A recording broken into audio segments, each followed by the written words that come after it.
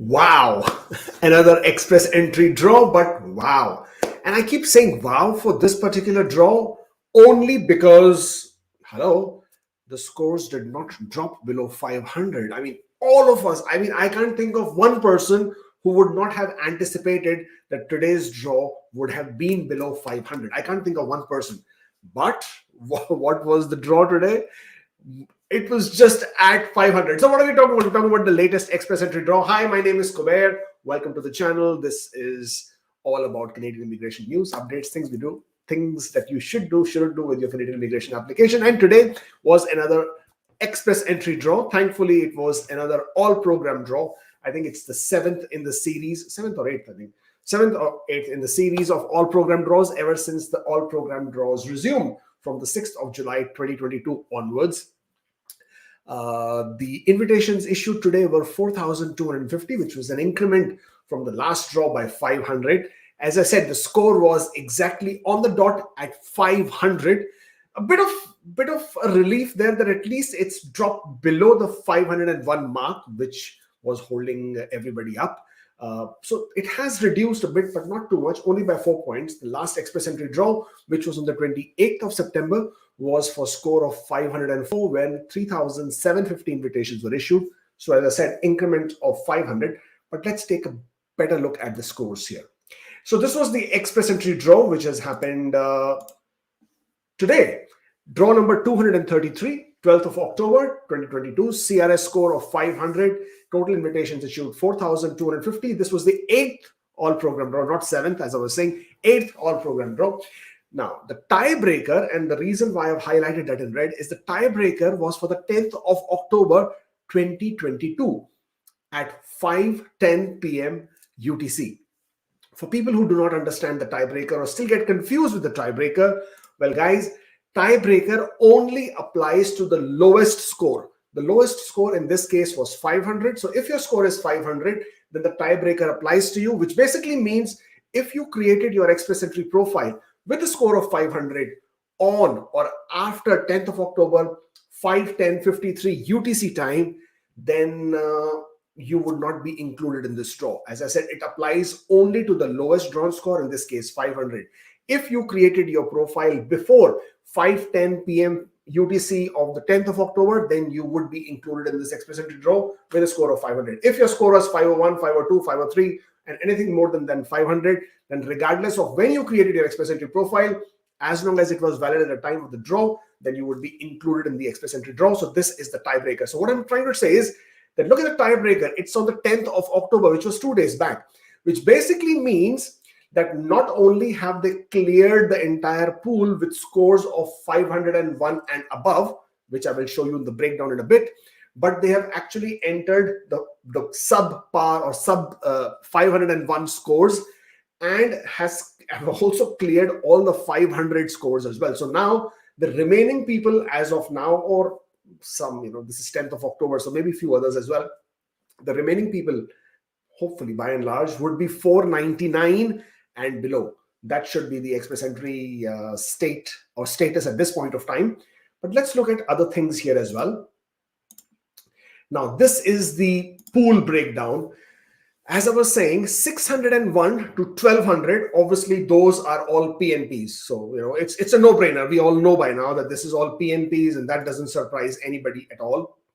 501 to 600, now that's the classification. 501 to 600, 2785. Those were the number of people in the express entry pool as of October the 10th, 2 days back. So the pool is cleared. There is no more 501 and above. All of them have been cleared. Not only that, we have now effectively entered the green segregation, which is 491 to 500. We have entered that. So though we did not come into the 400s, we at least have reached the 500s. A bit of saving grace. I mean, that's what you do, right? You take anything you get at and sort of start feeling hopeful again. Thankfully, we are in the month of October. And as we have been anticipating for such a long time, the month of October should definitely see the score below 500. We have reached the 500. We're on that barrier now. Now, it's only the next draw, which is anticipated on the 26th of October, which is also a great day for me because that's when we officially launch our new office in Toronto, North York. So finally going back into the office will be in person again. So we officially launch our office, or rather we open our office officially on the 26th of October, but more on that later. So on the 26th of October, we expect the next ExpressEntry Draw, which is Wednesday again. And hopefully we expect to see that the scores would definitely be in 400s. Now, when we get to that level of profiles where the number of people getting added into the ExpressEntry pool are still quite a lot, especially with the 501 level. So why am I saying that? Let me just sort of take a look at the next page. Now you see, this is the pool breakdown of the last draw, or rather before the last draw. So this was on the 26th of September, 2 days before the last draw. The number of people in the ExpressEntry pool at this level was 4,411, above 500. Day before yesterday, which was on the 10th of October, it's 2,785. What this basically means is here, 1,645 people with a score of more than 500 got added into the ExpressEntry pool. And this is the kicker. This is what is making it so difficult. I mean, at least I wasn't anticipating. Until now, we have seen 1,100, 1,900 people adding themselves into the ExpressEntry pool with a score of 500 and above. This time it was 1,645. That's a big number. Now, we all start wondering, where do these people come from? Who is this person who gets 500? So typically, people who get a score of 500, they are usually, in most cases, Canadian experience class. So people who complain that there are no CEC draws, well, guys, this is almost a CEC draw in a facade or in a costume which says all program draw. That's the first thing.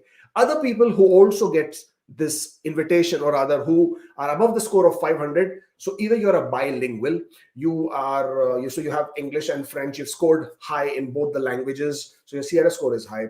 You would have masters, you would have 3 years of experience, etc. You may have a sibling, you may have a PhD, and you will have Canadian experience, of course, because that is where the things are happening. But in most important cases, these are also a lot of people who are getting job offers. Now, we all know job offers is such a difficult one, and we all know that job offer is almost like a unicorn. But here, this is where it becomes evident. Lots and lots and lots of people are getting job offers. I mean, I know that because, hey, I know eight of my clients have managed to get LMIA approvals. So that's 8 of them who are now sitting with scores of 500 and above.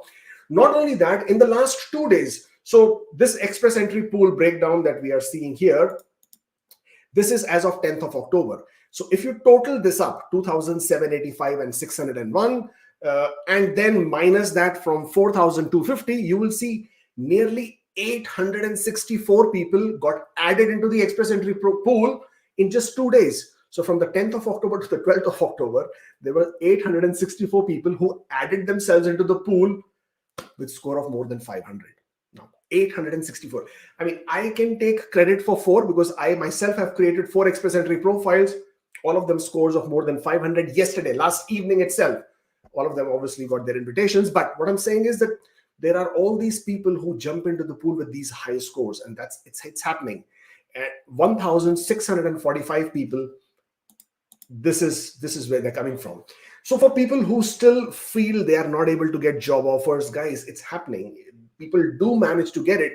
In some cases, not by the right means, but it still happens. The labor shortage in Canada is real. People are really struggling to find the right kind of people. If you put in that hard work, I agree. I accept it's not easy. It's literally like getting a jackpot or hitting a jackpot. But a little bit of effort can probably get you there.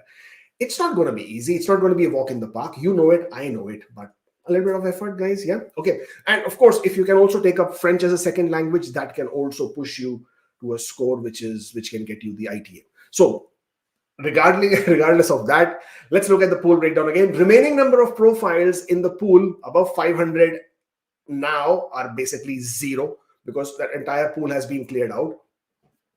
Total number of ITAs issued 4,250. The CRS estimate for the next draw is between 495 and 497.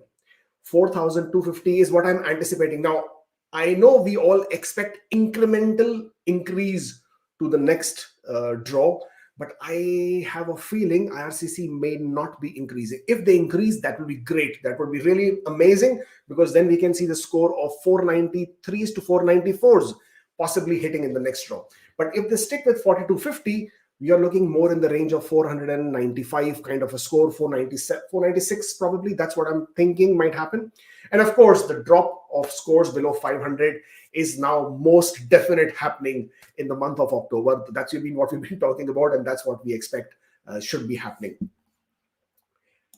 A bit of a graph that was made, but you can see how the scores have been plummeting from 557, 42, 533, 525, and now finally at 500. Hopefully the next graph will show that we finally managed to reach the scores of 400s as well.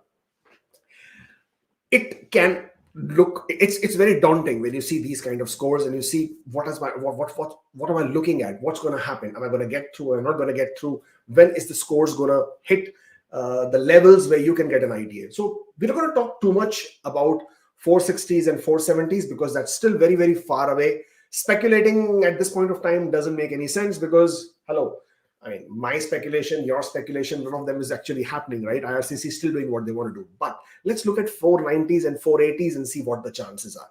Definitely 490s, from the way things are, it should hit in the next draw, which is the 26th of October.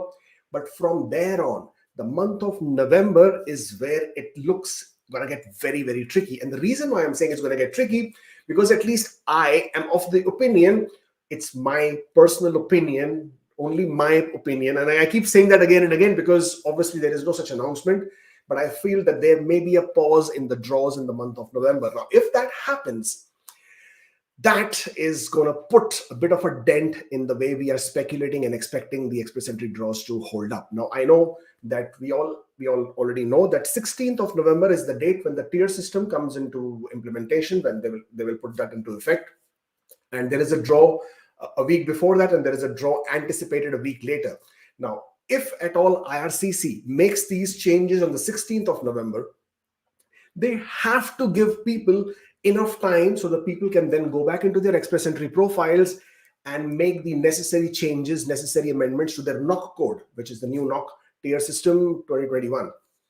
If they have to give that time, I'm looking that the time period could be 2 weeks. Now, if that happens, then the draw which happens after the 16th of November, which would be on the 23rd of November, may possibly be held back. Now, most of the provinces are already holding back on their draws also to bring into effect the NOC system. So I'm of the opinion that the 23rd November draw may not happen. I'm not sure about the earlier draw, which is on the 9th of November. That may or may not happen. We have to wait and see on that one. But that's what I'm anticipating. Now, what does that mean? First of all, that means is that we are definitely going to see the 490s happening this month itself, which is the 26th of October. From there on, let's go back to this. There are roughly 6,384 people between 491 and 500, 6,384.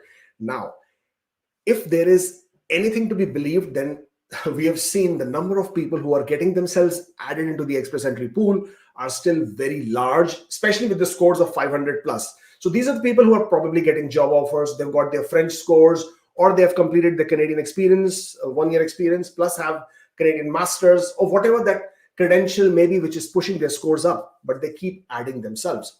Keep in mind that come December, there would be a lot of people who would also be completing their education in Canada. And again, those people will also be seeing their scores adding up. Also, nominations continue to flow. Ontario is still holding out a lot of nominations. That will continue to flow. So what I'm trying to say here is, and let me see if I can pull this up. All right. This is basically a whiteboard. So let's say there are 6,300 come on. Yeah. Let's say there are 6,380 profiles which are score of 491 and 500. And if in every 2 weeks, if nearly 1,250 people are added into the pool with a score of 500 and above. So let's say I'm going to add another 1250. And the reason I'm doing it twice is because I expect 2 more draws before I can see a bigger change in this. This will give me, in effect, roughly 9,000. And I'm saying roughly 9,000 because obviously we can never have the exact math. And this score of 9,000 will then basically mean that you need at least 3 draws for all the 490s to get cleared out, all of 490s, which basically means I'm expecting 26th October to be 490s and the following 2 draws to also be in 490s before you can start seeing the 480 hit, which basically means December for 480s. Sorry about that, bad graphics, I know, but I mean, if you're trying to write with a mouse, then this is what happens. So this is what I'm anticipating with the 480s. 480s at this point of time looks like December.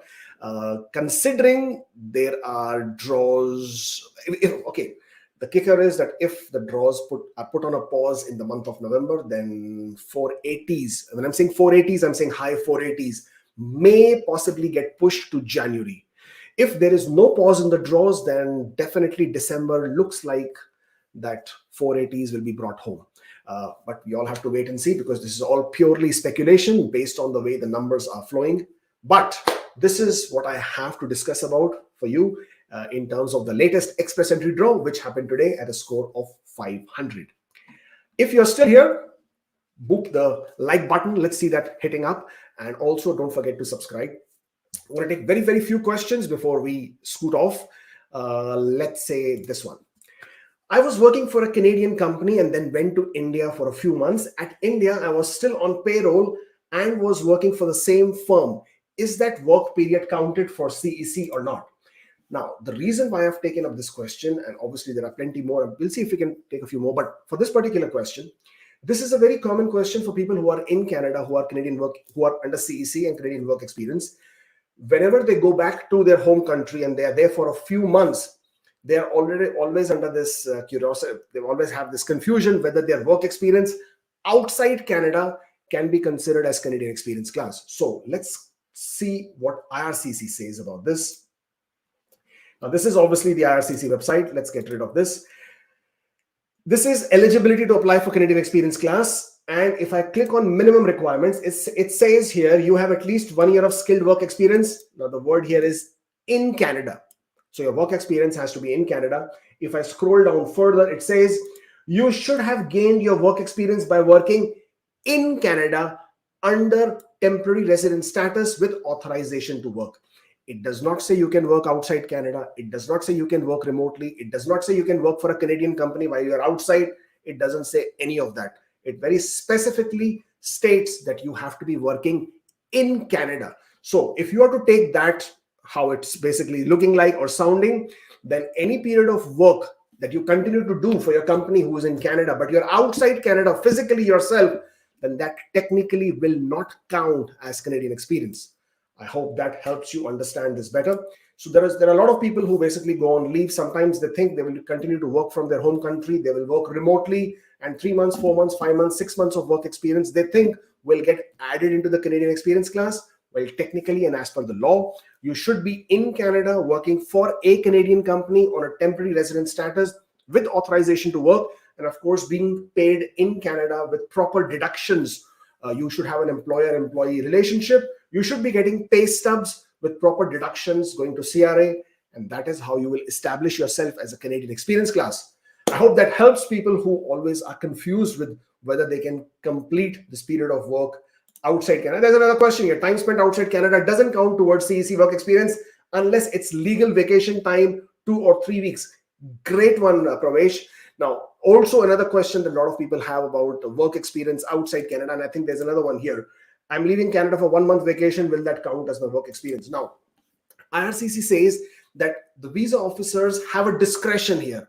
Will they consider your 1 month as part of your work experience or not? But usually 2 weeks, in some cases 3 weeks of work experience or rather of paid leave is considered as part of your work experience. There is no problem here. As per the Canadian normal employment law, you usually get 2 weeks of paid vacation as part of your annual contract, in some cases 3 weeks. So that is also considered as part of your work experience. Now, if your employer is giving you 1 month, then I would say it's better to complete your 1 month vacation, come back, compensate for those 2 weeks. It's only 2 weeks, and then make your application. So that way you are on the clear. You do not have any ambiguity there. and that's to answer that particular question where he's asking about 1 month of vacation outside Canada. So this way, in my opinion, if you're going to take my opinion and my advice on something like this, I say with Canadian experience class and with your work experience, always play on the safe side of things. I mean, what's your rush? You can also submit your application after 1 week or 2 weeks, and you will still be fine. So instead of submitting and being in a hurry of submitting 1 week earlier and then not being in the clear with your work experience eligibility, it's better you complete your period of work experience and only then make your submission. Well, there is someone here who said they've got their ITA. Yay, congratulations. That's great news, because I know you must have been waiting for a long time considering how difficult ITAs are to come back. But that's basically all I had for today. If you are still here, then please, of course, give us a like if you thought the video was of any value. And of course, don't forget to subscribe to the channel. Thank you so much. It was great doing this one again. And yeah, stay safe, take care, and I shall see you next time.